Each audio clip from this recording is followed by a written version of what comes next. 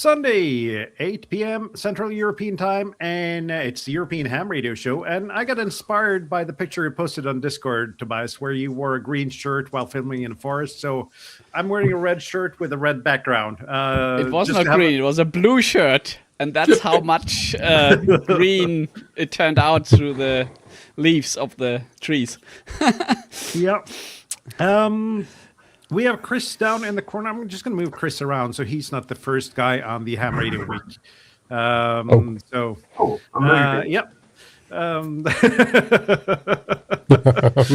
Chris is going to talk a little bit about his antennas project and what's new since the last time he was on. And we figured backstage that was about a year and a half ago. So, yeah, far too long. Far too long. Jürgen, how's your Ham Radio Week been? Hi, folks. Good evening, afternoon, whatever. Not much except today. Today, first of all, I worked these two guys over there. Wrong way again. Wrong way? Okay, this one. Yeah. Okay, because my camera is mirrored, maybe. So this way. Anyway, and I did a Parks on the Air activation this morning. I got up at 3:30 or so, and I was in the park shortly before 4 a.m. And I used my FTX1 Optima for the very first time in the park.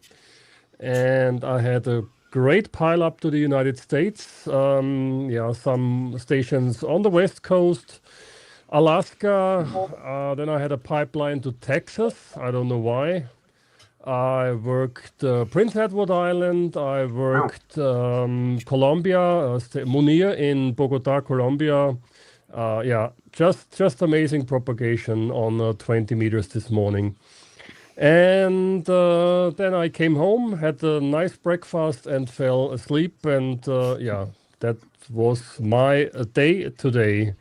And it's unbelievable hot here, 35 degrees, maybe more. It was very, very chilly, let's say, in the morning with only 20, 21 degrees. I just had shorts and a t-shirt and lots of mosquitoes. So I had a lot of stuff to do. Hunting the mosquitoes and doing the PODA activation. But it was fun. And that was my ham radio day, let's say. But with those Central European temperatures now, I'm thinking we're a little bit more than a month away from the meetup in Germany. I'm guessing there are going to be possibilities to pack light and have more room for radio gear. Yeah, absolutely. Yeah, absolutely. And Tobias says that they even have sun in Scotland. So, yeah. Yeah, quick, don't blink. We will have fun next week, Tobias, at Ham Radio in Friedrichshafen. Yeah, I'm training here. The shack is at 30 degrees. All the windows are open. It's still 30 degrees here. So because on Friday they say 35 degrees or so. So yeah, and in the flea market hall probably 40. Maybe. So we have to stay in hall A1 because there is air condition. Exactly, or bring lots of beer. Yeah. Oh my word, my camera stopped. Oh, we lost Chris. He'll him. be back, I think. It says device is not connected for Chris. And that's Tobias, you have to jump in. How has your week been? My week has been stressful, so I decided to donate the whole weekend to hobby stuff and didn't do anything else. So I filmed a video about 2 YouTube accessories that I got that I will release probably tomorrow or on Tuesday. Then I printed this nice thing. A nice handle for my DJI Mic Mini might be needed when we go to the ham radio and ask people questions. So then I can shove this in their face or they can hold it. Then I well, I finished the video about the FT891 power pole mod, and the big surprise is people seem to like that. And I was so convinced that this is the most boring, terrible video that I've ever edited. Well, so far for predicting YouTube success. And then I drilled a hole into my Kenwood 2 meter 70 centimeter gear, because after the recapping, I also mounted the a third-party aftermarket clone CTCSS unit, but there are still some repeaters here that want the 600 hertz tone. And since I now have a bastard, which is half an American version and half a European version, I can basically do both. I can use CTCSS, and when I use the test point on the Kenwood and put a button on there, then I can get the 600 hertz tone to open repeaters as well. Yeah, so this thing can now do both.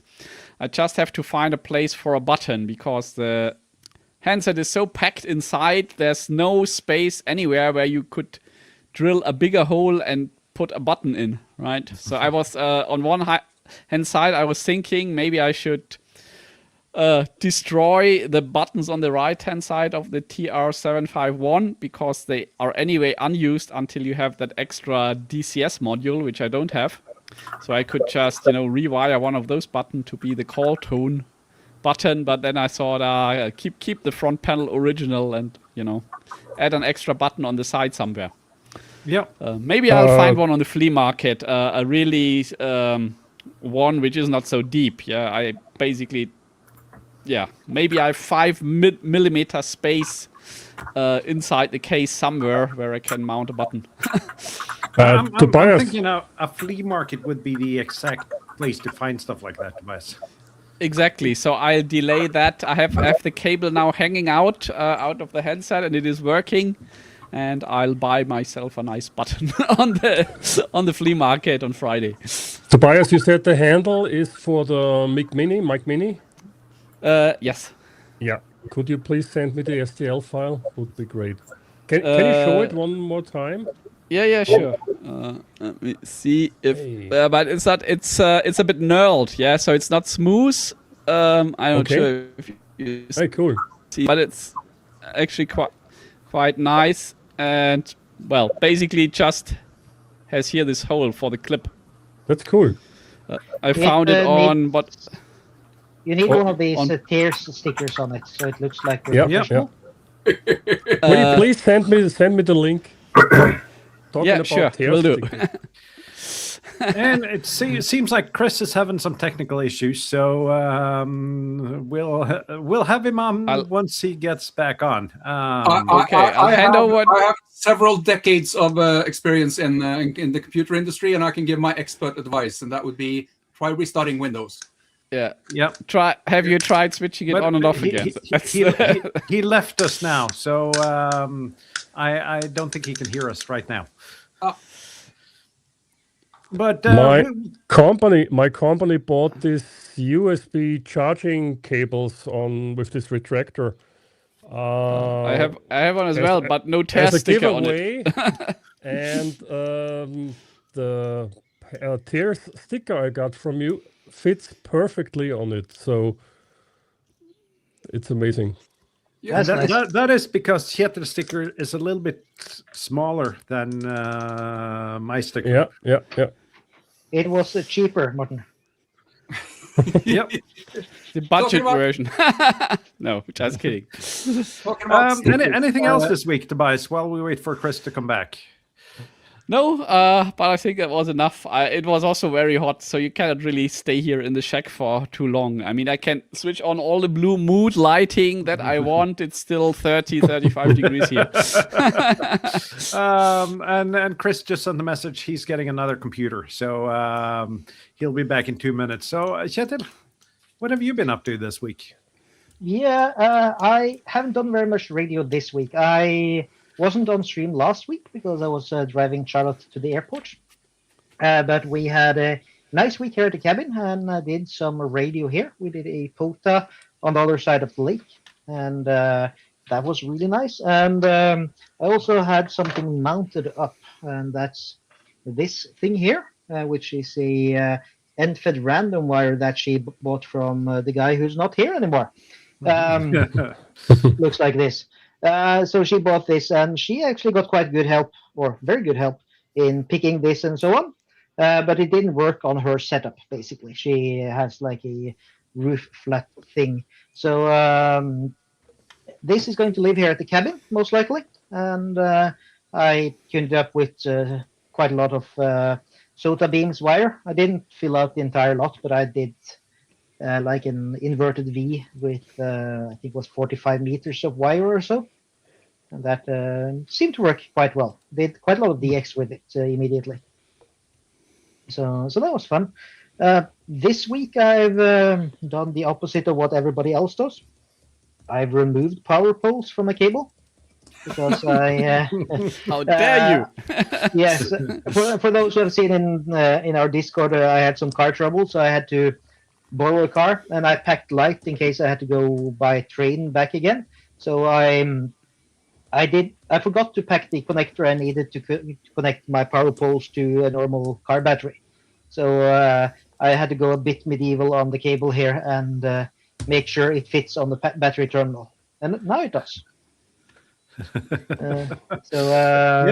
So which is better, removing power poles or putting power poles on? Well, it's very Depends easy to remove which them. connector you forgot. Yes. Yeah. And right now I'm so happy that Chris isn't here, because Chris sent me an email once we had a discussion that said there's nothing he dislikes more than Anderson power poles. Let's finish that discussion before he's back then. No. Yeah. Yeah. The wrong week for that opinion. I think it was after I put a power pole on one of his balance to make a connection for an antenna. Oh. We're just talking about your love for Anderson power poles there, Chris. Oh, I hate them. Absolutely useless devices. Again, it's a G4 thing in the UK. You have to have crimp tools. You can't solder them. The standard ones only handle 24 amps. There's a whole list of things I don't like. I solder my power poles. I'd never crimp them. I just solder them. Yeah, I was able to remove them today with an axe, so that worked fine. I mean, man, let's not go there. I'm going to get abuse. I was saying while we were away, Charlotte got really good help from you with this one, and from the. I think she also bought a kit, like a long wire antenna kit. Didn't she get the end-fed half-wave kit? That was the one, which I tried tuning up afterwards. I think it's requires a bit more tuning to be fit within the handbands, but it looks really nice. Yeah. It's one of those things, particularly with the long wire ones. You're not going to get this. What you tend to get is something that kind of looks like that. And if you're under a 3-to-1 SWR, you're relying on your tuner, and you also need a choke. So they're great if you want more bands. But if you're used to dealing with resonant antennas, they're going to freak you out a little bit, because you're expecting to see this.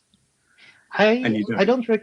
I don't expect an antenna to be resonant. Like if it's 1.2 to 1 or something, it's decent enough, right? Yeah, well, that's the match. That's not the resonant. Yeah. Sorry, being nerdy again. So. But that thing was offset by 1 megahertz on every band. So I think it was probably had one coil winding too much or too little or something like that. It was basically shifted to the right, or shifted up 1 megahertz. That's the length of the wire doing that on an end-fed half-wave. That's the length of the wire, not the transformer.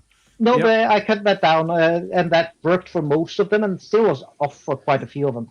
There's a really interesting thing, depending on the height of the antenna from ground, particularly the transformer. Yeah, I've had to wind some 36 to 1 to get them to work, but you can't sell a product. Do you know what I mean? I can't. It's one of these things. 49 to 1, 56 to 1 is like a given. That kind of works in most circumstances, but not every circumstance. Yep. So but they're bespoke things. You know, if somebody phones me up, particularly if they're local on one of the clubs, and says, "Oh, can we come build an antenna?" Then quite often we actually pop down there. Me. It's only me, by the way, in my shed. We tend to pop down there and work out what they need, and then build it. So it's difficult. You know, the no tune antenna doesn't exist. It's Yeah. really difficult. It's like, especially when you're doing operations in such a wide span that quite a few of us do, like where it's a summit and then it's a marsh and then it's salt water and Yeah. then whatever else.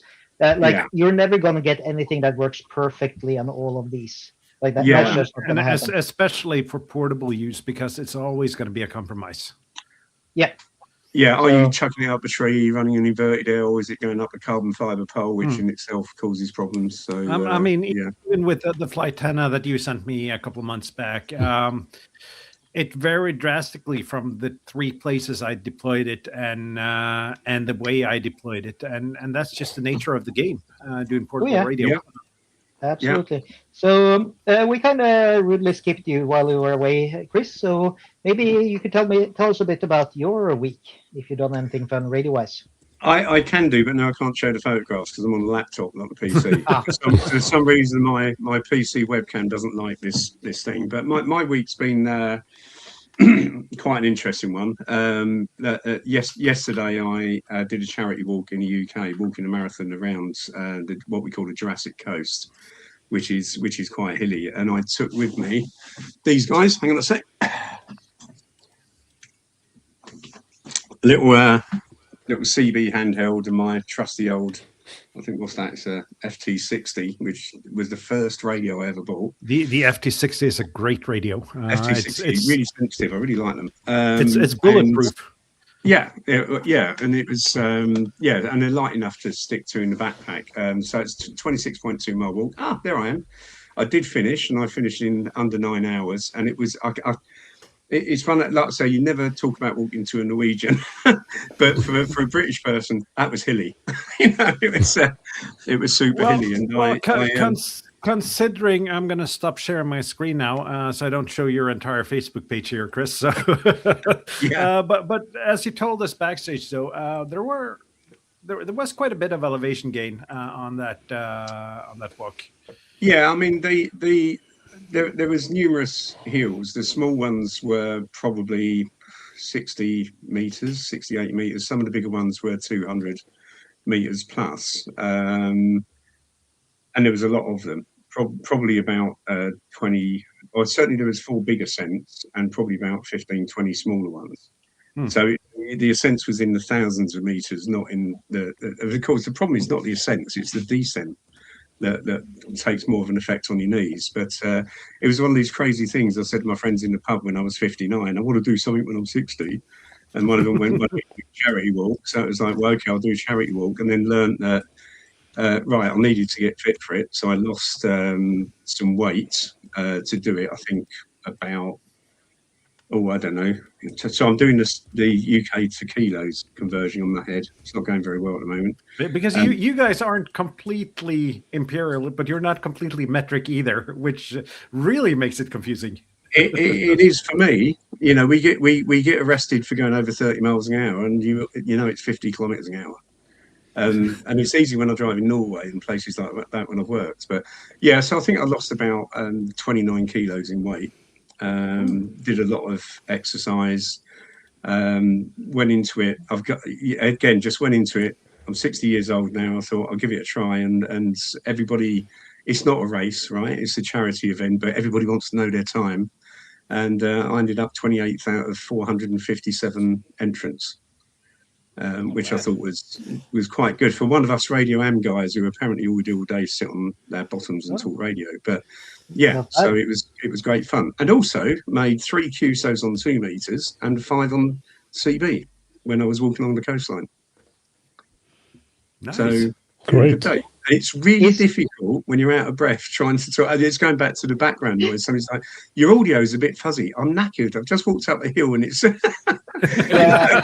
I tried doing 2 meters on the way up on a summit myself, and you just don't do that. It doesn't work. It's difficult. Yeah. Is this one of these Sapota trails? I think it's definitely a parks on the air. It's similar to this. It's a very big one. The Jurassic Coast would be a very big park. There would be Jurassic Park. Yeah, there would be a couple of exactly. There'd be a couple of SOTAs that we probably walk through. But it's similar to my local POTA. My local POTA is 160 kilometers long. So you can stand anywhere in it, and it's a POTA. So I dropped Morton a note about it and said, "Look, I'm going to do it," and it was quite interesting. But it's really hard. Do you see what I mean? It's actually really hard. But anyway, the good thing was I did it. I'm still alive. My feet are sore, and we raised with myself and some friends a few £1,000 for charity, which is cancer research. So happy days, yeah. So yeah, that was my radio highlight of this week. Very, very good. Let's see, Bob. I at least know one of the things you did during your ham radio week. Yeah, that's true. I'll gather my thoughts. And first of all, I have a question for Chris. The CB radio, which one is it, and is it any good? I've only got one, so I don't know if this is comparatively any good. You like it then? Yeah, it charges USB-C. I don't like the antenna. If I wasn't walking around with it, I obviously got my own, right? But it works. It's this one's sorry about this. It's quite dark in here because it's so hot. A Thunderpole. But this is the Multicom branded one. They also sell one that's non-branded, which is about 2/3 of the price, and it's exactly the same radio. Oh, but it works. I go and stand on any hill around here and call, and CB's so active around here. It's getting to be quite interesting. I think it's another entry into the hobby, which I think is fantastic. Even my postman's now got a CB, and he's thinking of taking his license, because once he said I've got one, and particularly with things like PMR as well, it gets people into our hobby, and I think that's extremely positive. Yeah, I agree completely. Can you show it? FM. FM. Can you show it one more time? Looks like the PNY I have. Yeah, that's right. Other brands are available. Sorry, you can tell I'm on my laptop now rather than my PC, because I'm going to have to tilt my head. But yeah, and I like I said, it's I quite like it because it's USB-C and it does last a long time. Big criticism, people. If the weather's cold, the LCD screen you can't see. But we're not talking Norwegian cold. At least it's going to be at least 10 days a year we can use it in Norway. So yeah, exactly. Yeah. I mean, I have problems at kind of like -2 or 3, -20. Forget about it. You know what I mean? It's whereas my trusty old Yaesu, I mean, you can just chuck that anywhere and it works. It's a fantastic bit of kit. Yeah. So it's that was kind of good fun, really. It was it was a bit of fun. I sort of. I was on the ham radio, and a guy walked up to me and said, "What are you doing?" And I said, "Well, I'm just calling out, talking to some people, whatever Bob? else you do." And he gave me £10 towards charity because he enjoyed the conversation. So happy days, yeah. Fantastic. Bob, if you want to buy one, it's the PNY Escort. That looks about right. Yeah. Yeah. All right. I think Chris Tech in Norway has some PNI radio, so I'll take a look and check it out. Very cool. Yeah, it's fine. I think it's for the money. It's quite good. I mean, they're about £60 here for the PNY. They're relatively cheap, so it's a good way to get in there. Not as good as somebody else. I printed a cover for the connector. Oh, right. Yeah. Cool. There is a big, I think it's the Thursday ring or something on CB around where you live, Bob. Martin as well. So I tried listening into it sometimes, but I've never been able to.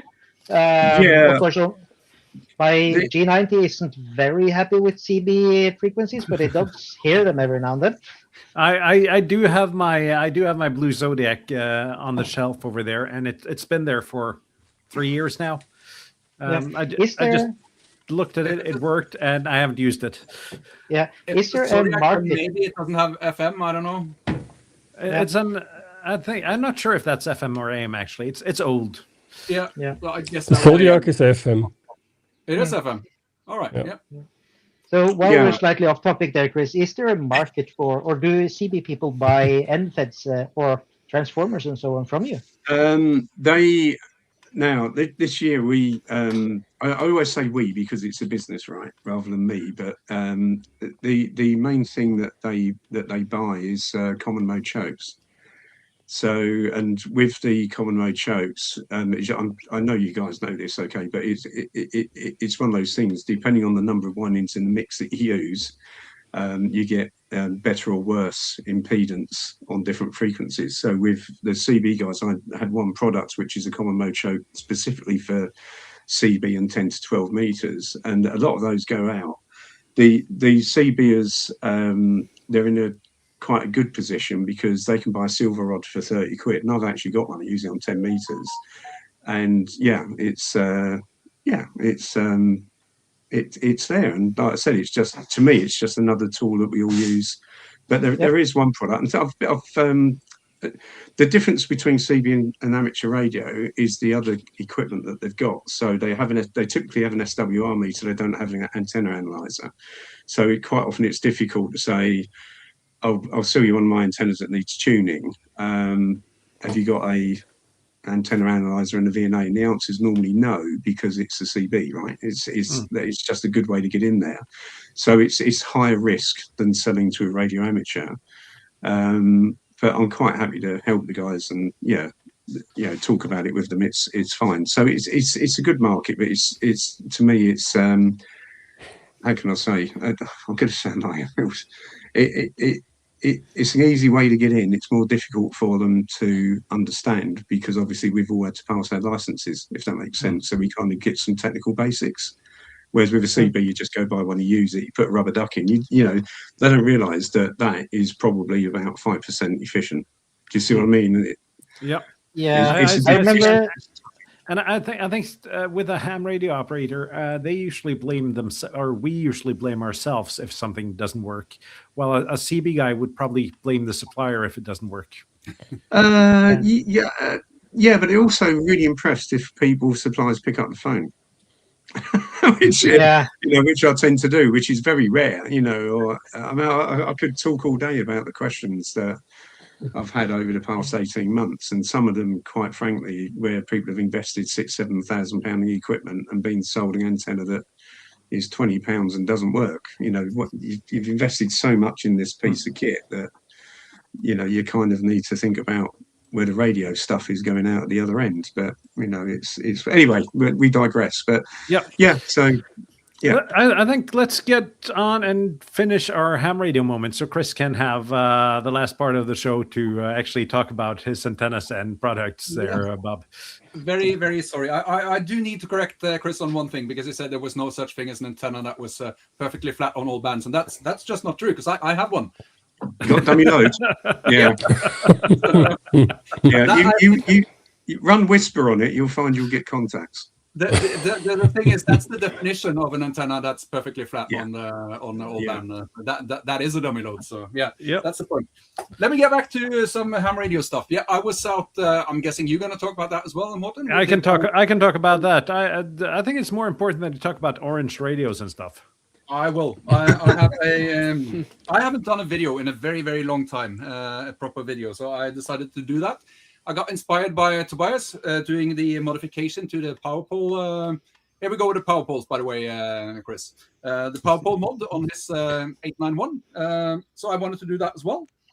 And also, I'm of the opinion that anything besides BNC connectors for portable antennas is just dumb, because it takes too much time. So I want BNCs on everything. I want power poles on everything, because I'm tired of not having the right connector or the right thing to convert from one connector to another. So I had some fun with the 891, and I modified it. Let's see if you can embiggen me a little bit. I'll find the button here. I gotta find you first, though. There, I think that was the right button. So we have that modified for BNC and power poles. And while I had the thing apart, I figured I'll touch it up with a nice paint job. So this may now be the only orange 891 in the world. It's good. Pretty guaranteed that's the only one with a BNC and a power pole at the rear. So in orange, at least. In orange, yeah. Are you by any chance Dutch? They like the orange color on everything. All right. I thought that was a male thing, orange and black. It's the only two colors I know that works for me. But no, I'm not Dutch, as far as I know. Yeah, that was my project. There's going to be a video. I was waiting for Tobias to finish his video so I can link to it, because I reference it in mine. So I'll try and clip that together.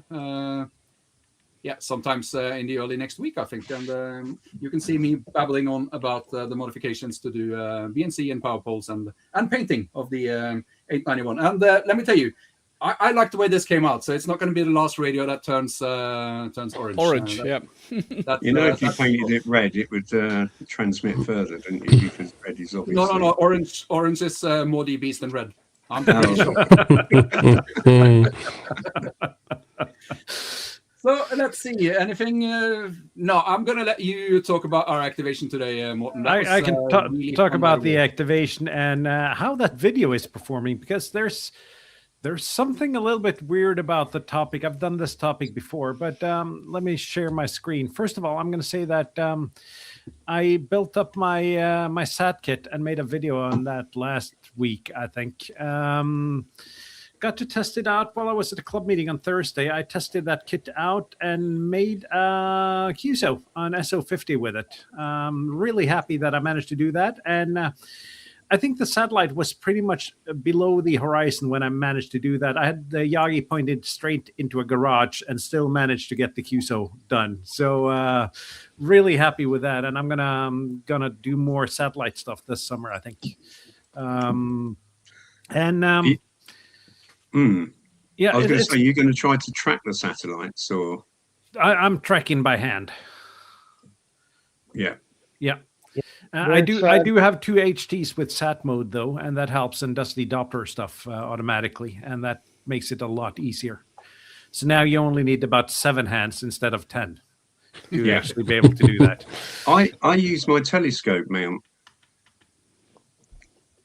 and attach a Yagi to the telescope mount, and then you can use Carte de Ciel, which has got all of the satellites downloaded, and you just say to it, go track that one, and it just does this. Nice. For you.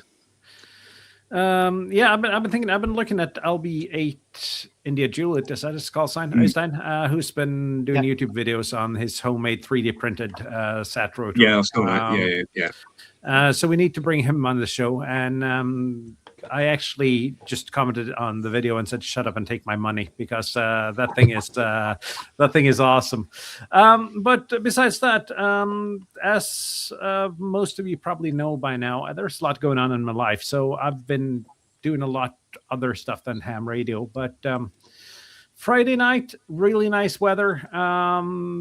Figured, well, I'd go down to the sea and actually do an activation. First failure on that was not checking how much battery I had on my phone. So I started out with 17% on my phone to log. Didn't have any backup to log on, but I figured that'd be good enough for an activation. Tried 20. 20 was completely dead. Absolutely nothing on 20. Let's see here.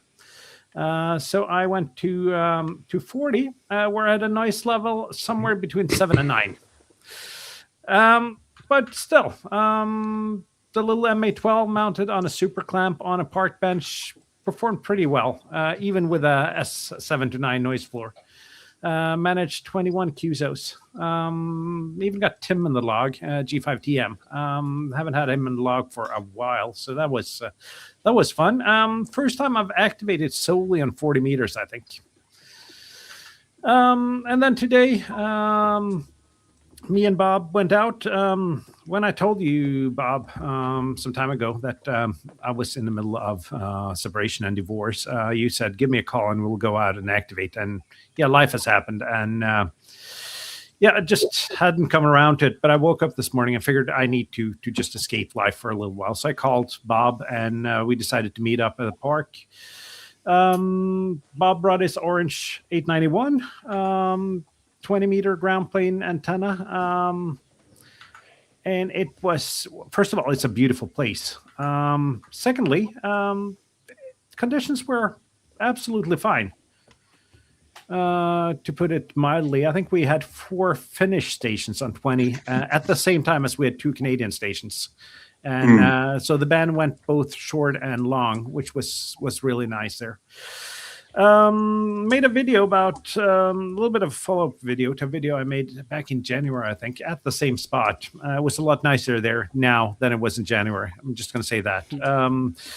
About how ham radio or any hobby can be beneficial to mental health. And posted that video today, and the same thing happened as with the last ham radio and mental health video.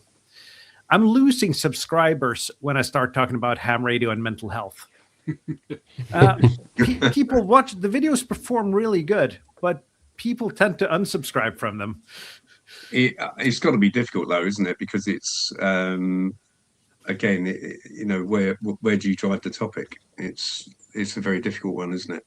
Yeah, it is, and I mean, I've covered it lightly in these, but I've talked about how having a hobby is a good way to have that 60 minute to 2-3 hour escape from your life and just do something that you think is fun for a while and kind of reset your mind a little bit. I'm kind of surprised that I'm actually losing subscribers while the video performs well, because there's usually a different connection between that. If a video performs well, I usually gain subscribers. So it's kind of weird. It could be, to put it in radio terms, a phase offset between the curves, so that the subscribers coming in after the views. Yeah. So I'm just gonna see how this actually performs. But I think it's an important subject, though.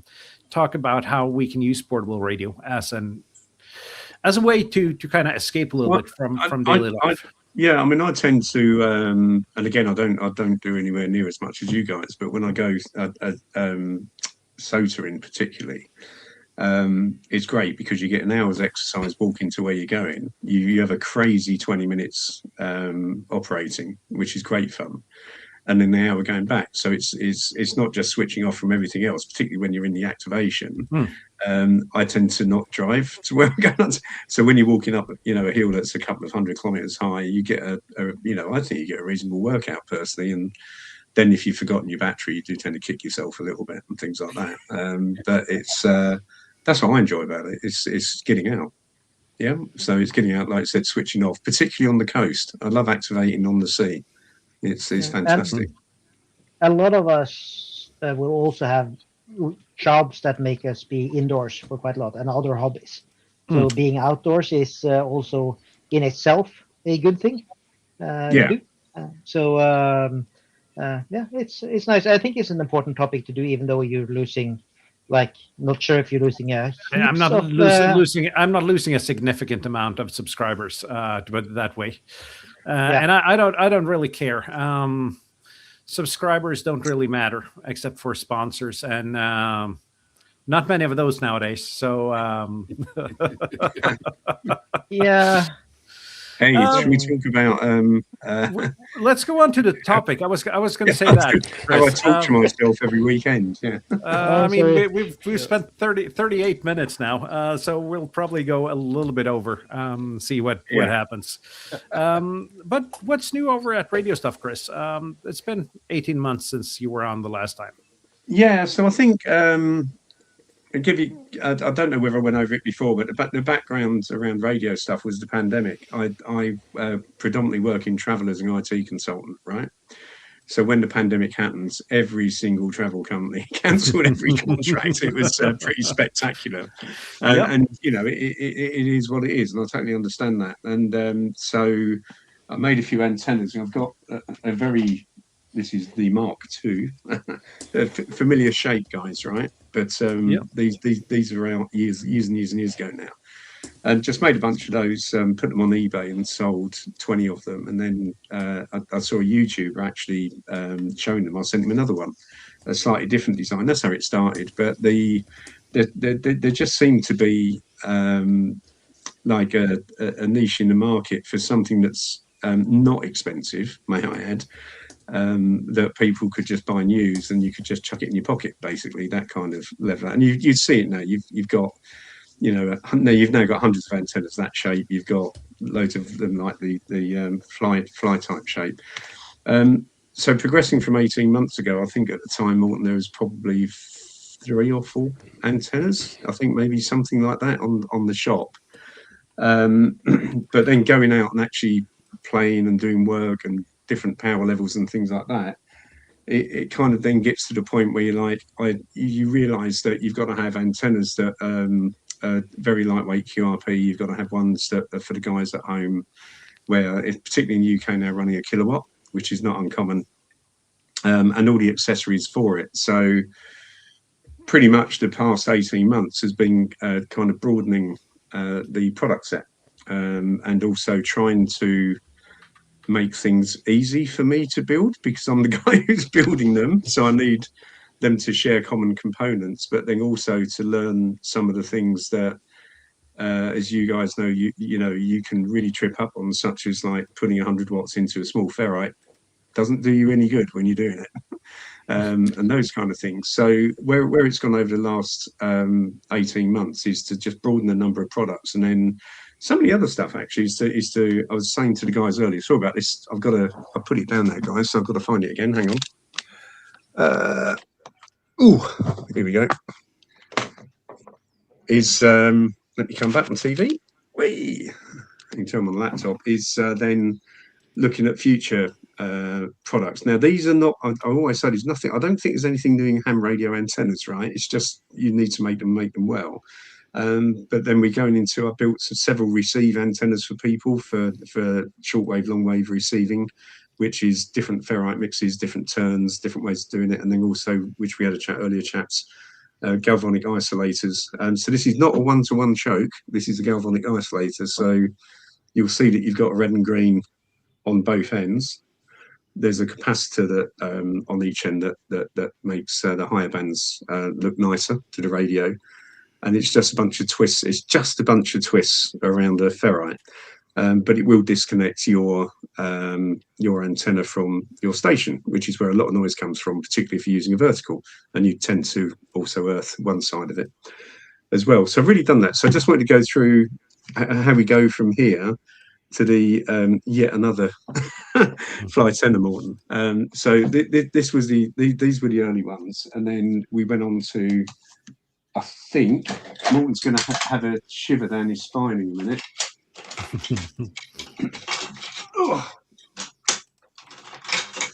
Sorry about this, guys.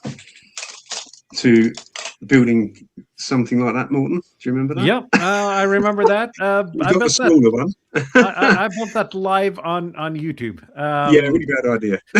Really bad idea on the world's smallest workbench with lights and mics and cameras everywhere. But yeah, I made it work. It's been up on my wall ever since I built it. And as I told you backstage before we got on, I need to replace the wire on it because we had a storm coming through and the wire snapped. Went out one morning and saw the wire on top of my garage, and need to fix that up and get that going there. And as I told you, I thought about making a 160 antenna out of it, and you just said no. So I'm not going to do that. It's going to stay an 80-meter antenna. Yeah, we can sort the 160 stuff out by doing something slightly different. But but then as I said, what's happened over the past 18 months is you've kind of gone from, again, this 9-to-1, which was out a little while ago, which is the kit. That's my one. It's my 9-to-1, which I built originally. A little bit of plastic over it to keep it safe in the wet. And then moving up the power, so which is why this one's bigger than yours. Sorry about that, mate, but mine is bigger than yours. So we've gone that route, and then also making some of the PCB kits bigger as well, for bigger ferrite. So I've just tried to make sure that if somebody says, I'm running a kilowatt, have you got a choke or have you got an antenna that'll work? Yes, I do. Okay, and that little box, who's got a little box? Sorry, I'm looking at names here. Again, mine's bigger than yours. Yeah, this is only 400 watts. Yeah, this is a biggie. This one will easily handle a kilowatt. About 350 watts data. So a lot of it has been the process that I tend to go through is to build it, test it. If I don't like it, I don't do it. It's as simple as that, because you don't want stuff sent back. Trust me, it's a pain. And then it does happen, but it's a pain. And then really just try to improve on those antennas. And we, kind of also use the same logic to get another, Morton, your side plate on your antenna to the other one. The 100 version. Yep. And I got to say the Flytena XL, and I'm looking at your webpage now, Chris, and I see that you're using the picture I took on the webpage, and that's pretty cool. I like that antenna. And as I told you, for what I'm going to use it for, it doesn't matter if it's large because it's going to be a field day antenna. Because, 100%, yeah. Because my club doesn't do field day small. We don't believe in less is more for field day. So that's a funny comment, actually. I like that. Yeah, and it's right. So do you remember that, Morton? Your little ferrite in your antenna? Yeah. That was the Chinese one, wasn't it? I can't remember. That was the I think that was the Chinese one. I think I have it on. Yeah, I have it right here on the workbench, actually. Yeah, and that's what's in the XL. Yep. So yeah, I mean, like I said, the progression has been going from a simple SOTA POTA antenna to then trying to accommodate people who do actually run 100 watts in the field or more, or people who want things extremely light. The lightest kit I do, I think the transformer with one of those ferrites in it for QRP is probably 15 grams.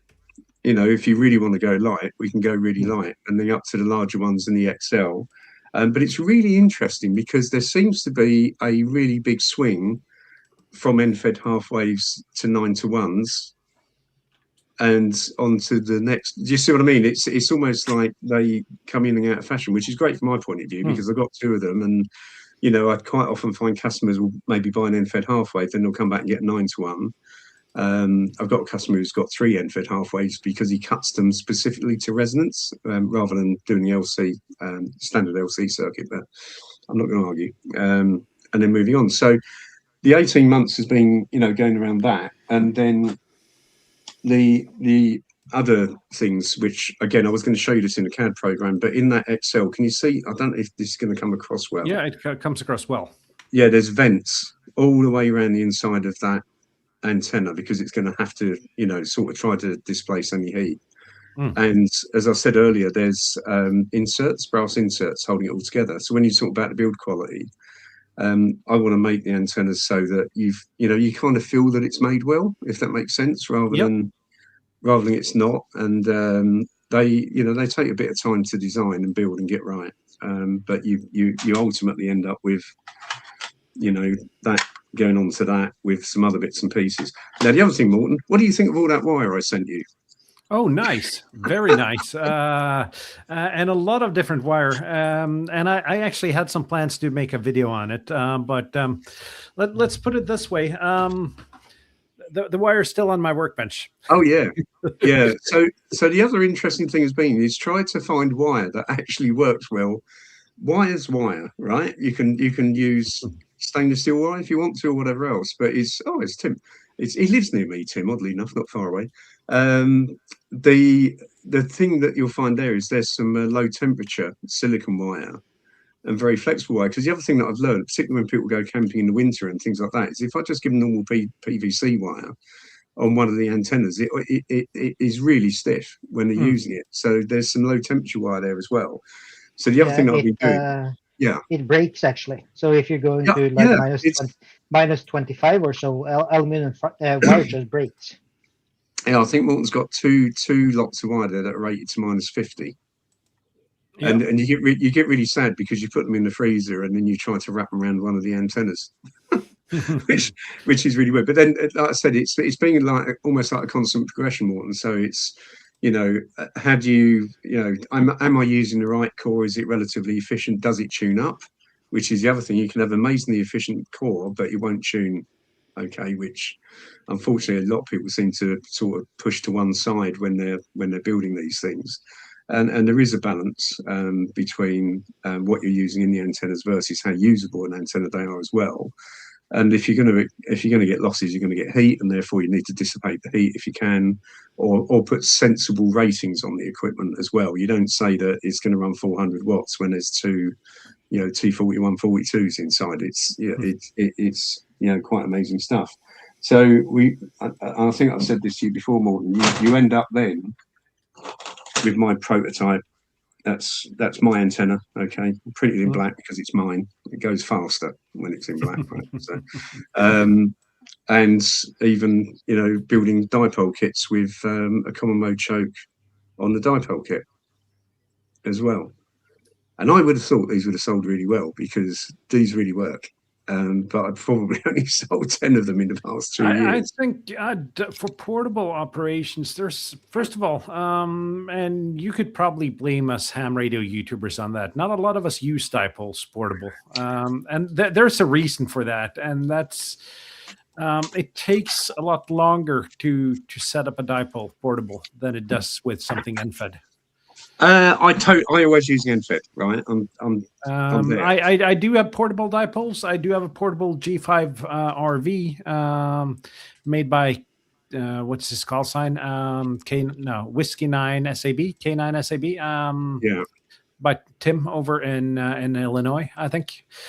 Great antenna. N9 SAB is his call sign. Great antenna, but it's a G5 RV.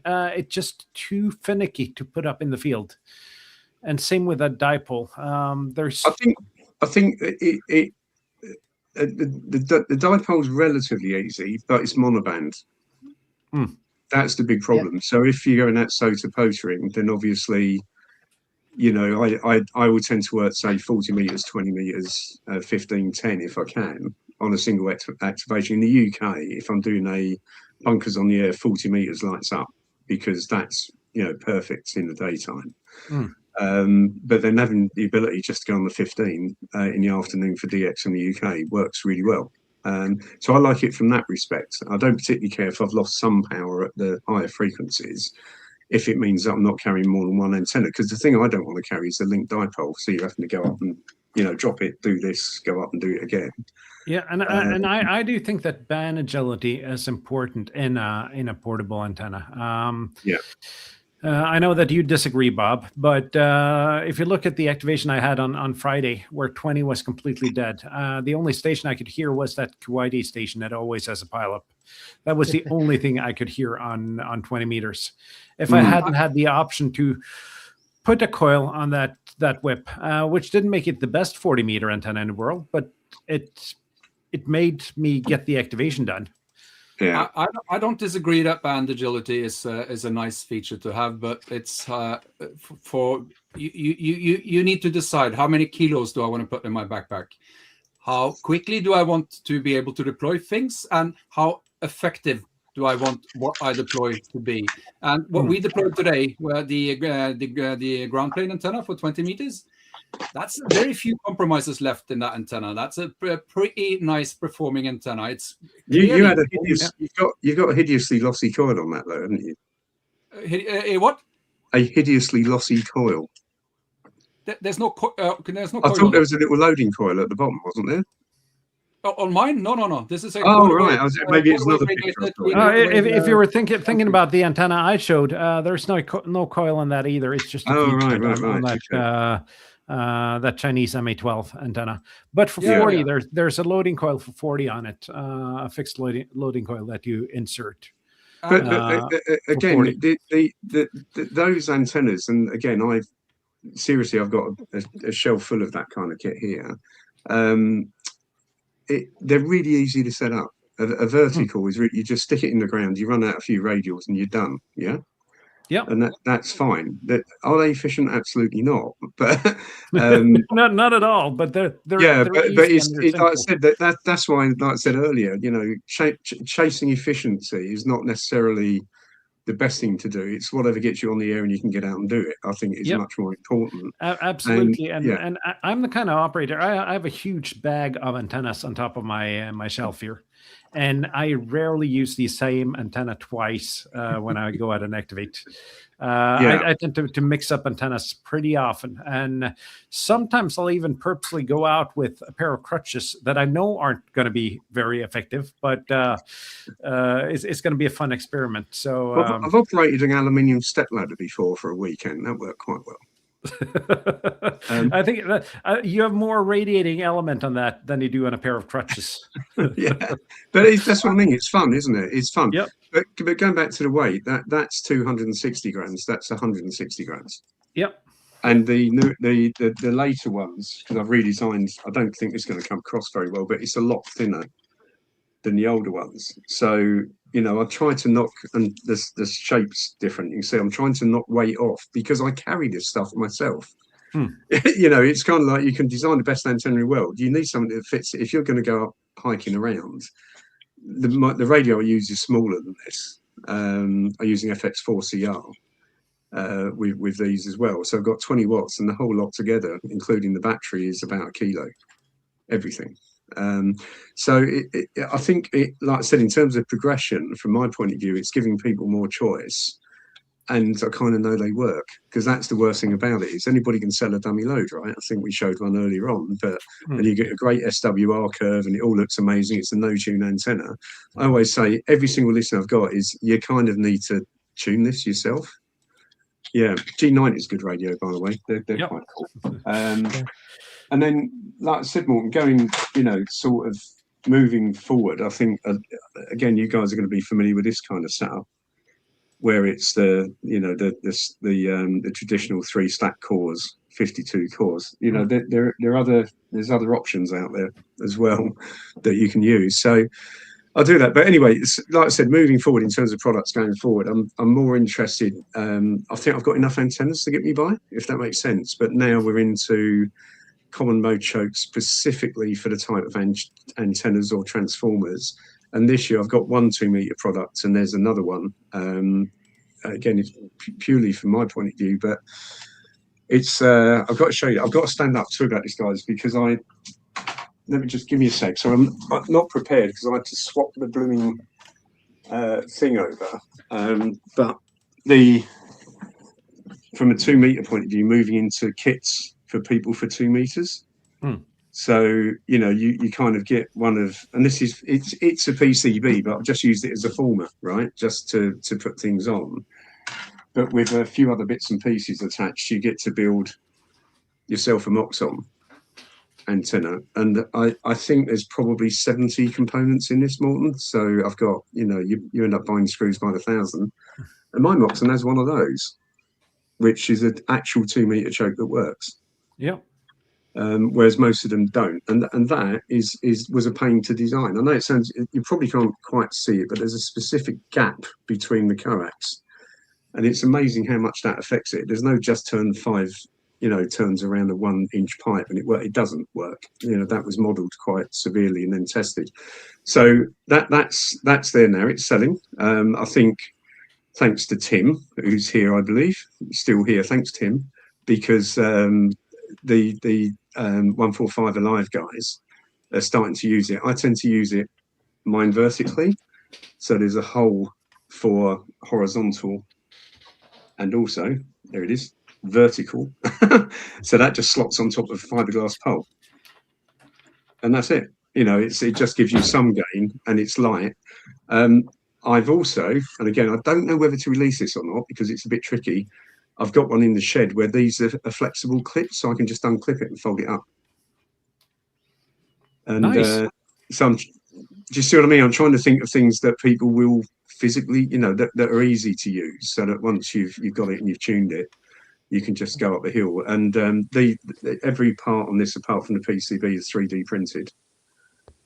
So we got. I don't even know how many components there are. It's well over 50 components that are on there. And we've got a few guys out there who use these quite happily, which is quite nice. It's called the flying squirrel, by the way, because it does look like a flying squirrel if you ever see one. And the next bunch of PCBs have actually got a picture of a flying squirrel on them. So yeah. How much power would these handle? That about 200 watts. Oh, nice. Yeah, so I've got I've got the 7100 there with 50 watts. That I'm saying ish because that's theoretical, right? But it will definitely handle 50 watts, no problem, because that's what I've been using. But when I did the last 145, I used that and just run that, use this and run that up to the Moxon and was chatting. The best QSO I had was in France, was towards the north coast of France from home, which I'm on the South Downs, so it's quite close. But yeah, that was cool, and they do work. The next one is going to be a 3-element quad, foldable quad, and I've got that nearly worked out properly, because then at least you can clip it up and put it in your backpack.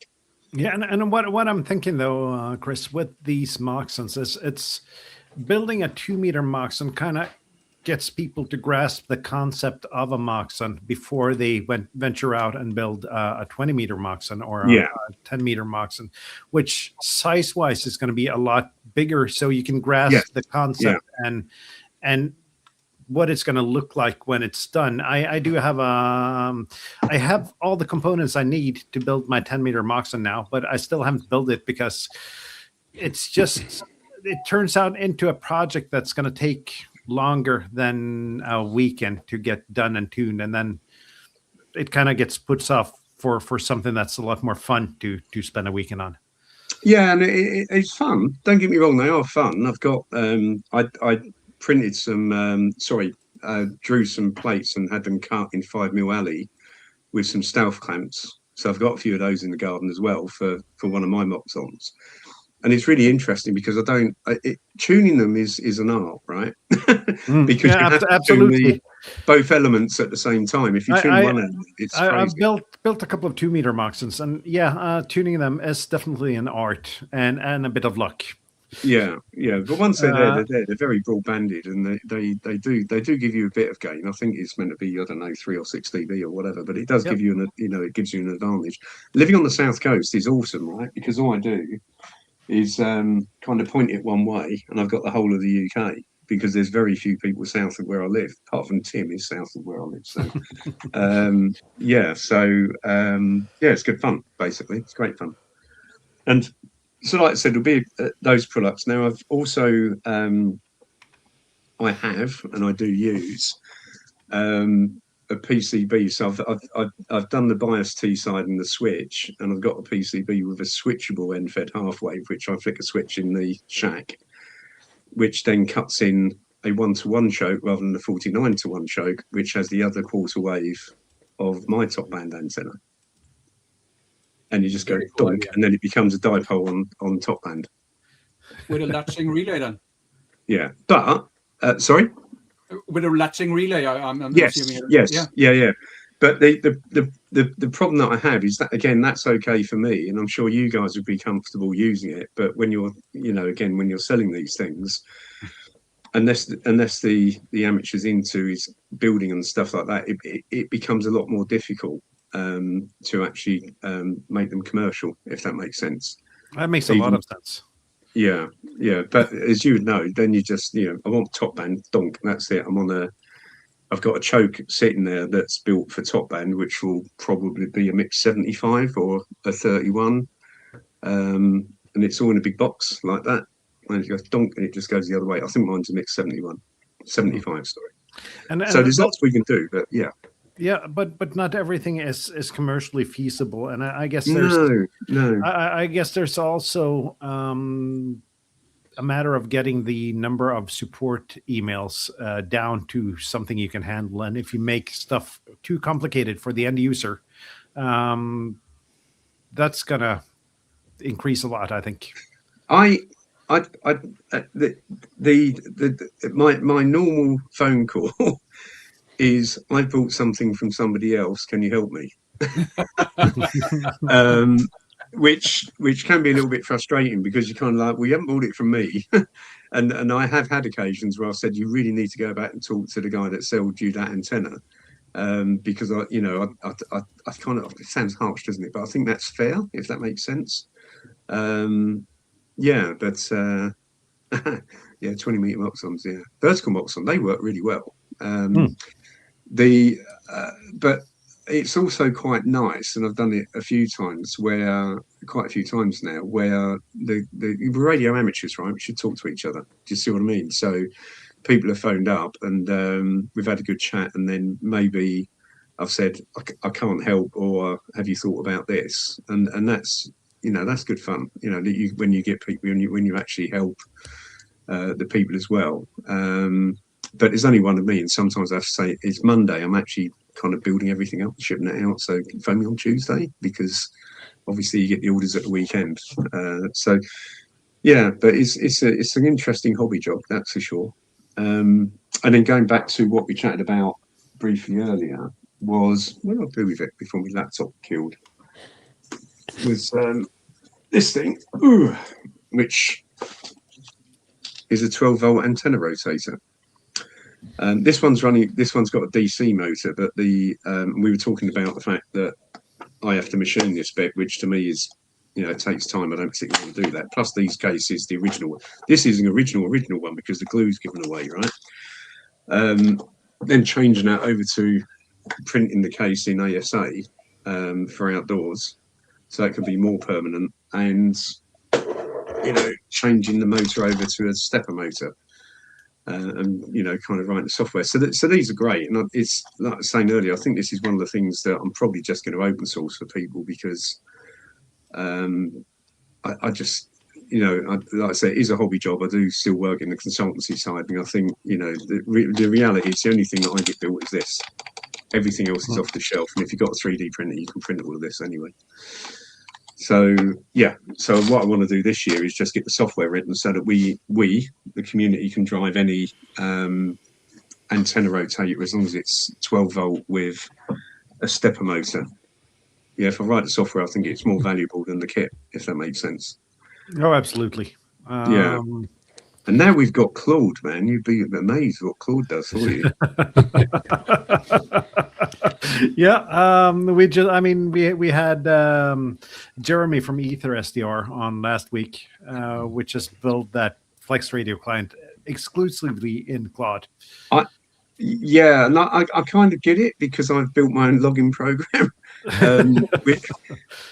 Why not? Because there's features that I want which necessarily other people don't want. It's literally just a DX DX spots plus login really easy, and the one that I've done, it runs on my Linux box in the shack, it runs on my Windows PC, it runs on my phone.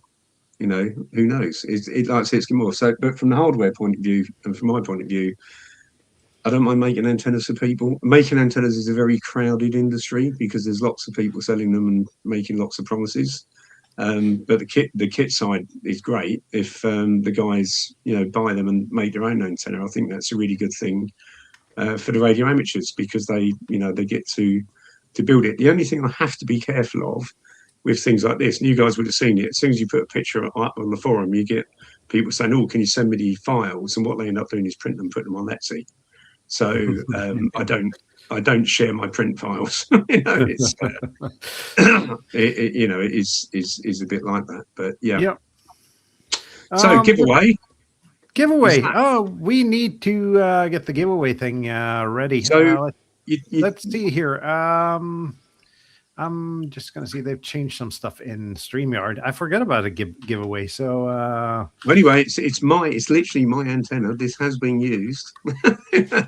So but I've got too many antennas. But yeah, that I'm more than happy to give away, and also that as well. Let's see here, and we're going to do since we forgot to talk about the giveaway, we're going to do this 5 minutes, I think, the 5 last minutes of the show. If I now can both read. I think M1SDH. I think you're one of my customers. I think I could be wrong. Steve's a nice guy. Let's see here. I'm gonna share the screen here. What you do now is that you put hashtag radio stuff in the chat just as it is on screen. And you have, let's say, an even 4 minutes from now to do that. Let's see what happens. Yeah, and then the first one we pull, we'll get that. and the second one we pull, we'll get that, and I'll put 21 meters of wire with that, so it's usable. Nice.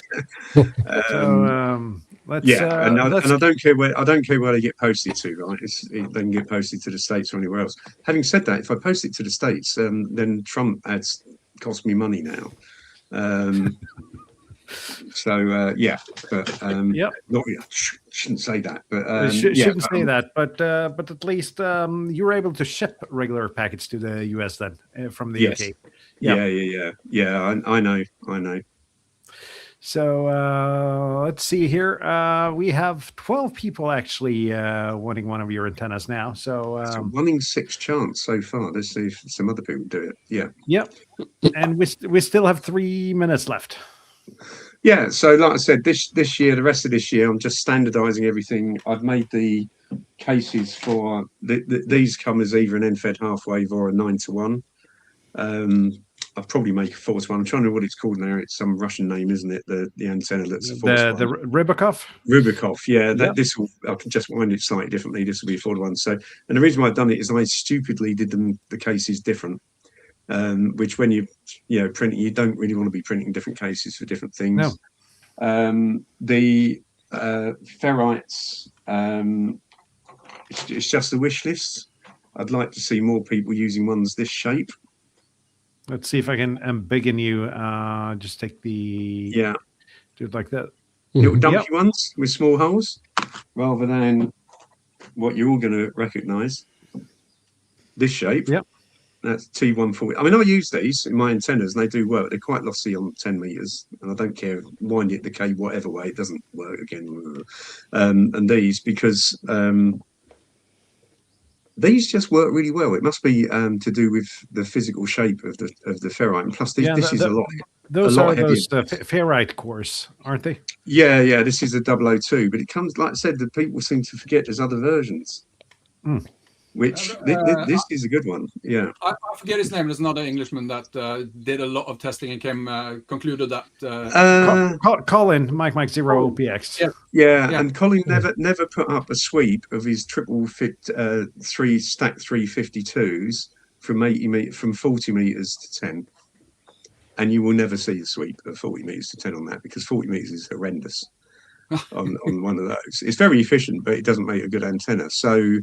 And again, these, whereas if you got an 80 meter piece of wire, it works. So it's actually quite interesting when you play around with them. I think he did a kilowatt in the 20 meter vertical with it from memory, which was really good, really good.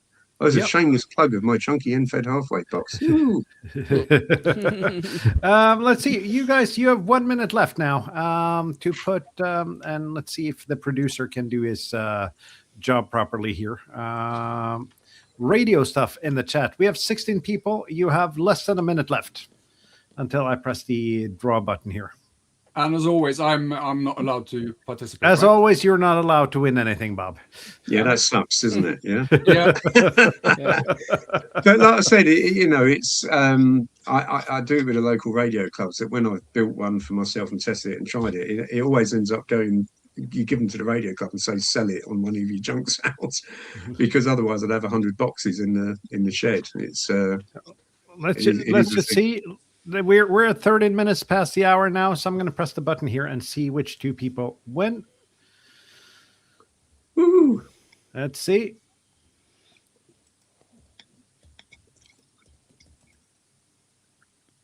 Tim, Hey. that'll be short delivery. That's very good. He can pick it up himself. Yeah, and I'm just going to see if I can find the pointer here and see who wins the other antenna here. All right, so that one's Tim's. Tim, it comes with a free frayed piece of string, by the way. So. And Jeff. Hey. And well, Tim, I guess you have Tim's address already there, Chris. So I believe it or not, I don't think me and Tim have ever worked because we're too close to each other. Tim, I'm just the other side of the South Downs near a place called Cowfold or Horsham. You probably know Horsham. But and just to make this easy for the people that won this, how about they just email you directly? Would that be an option?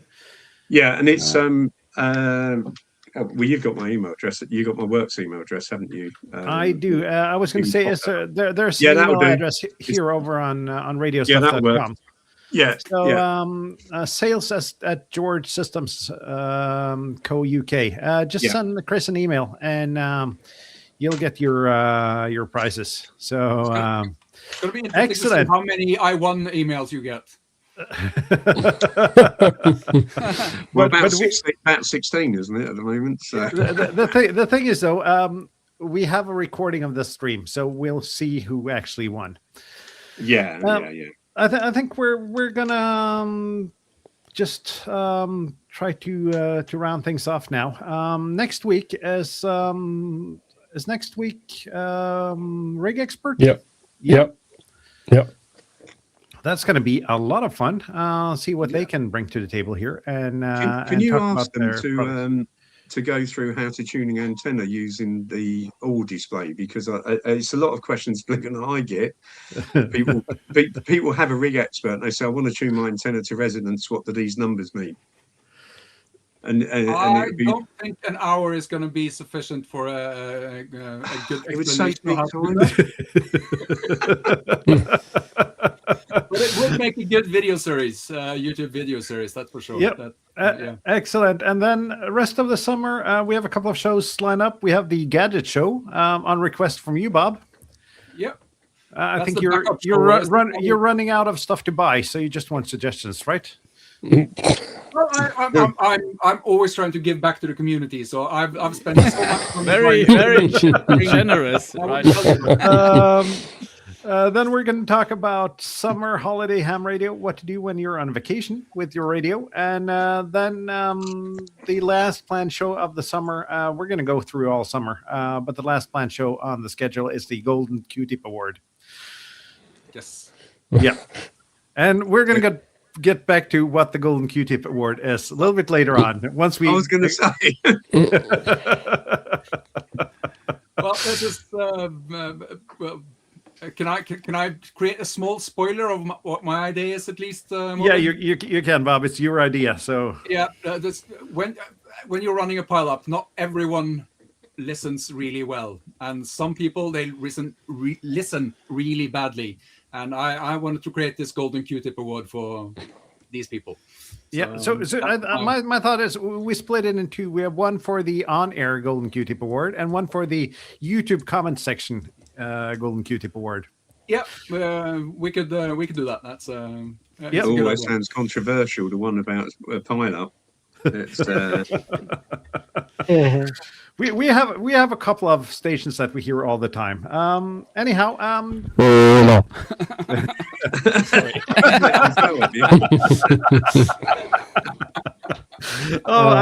have so many call signs I could say now, but I'm not going to say that on the air. So instead, I'm going to thank you, Chris, for being on. Yeah. Yeah, no, great, mate. Yeah, anytime. But just not every month because I haven't got that much to talk about. So. Well, that's the hour and 15 minutes flew by. So you're welcome back at another time. And as we said, Rig Expert next week, and we'll see you next week. We'll see you down the bands, guys. 7-3-0. 7-3.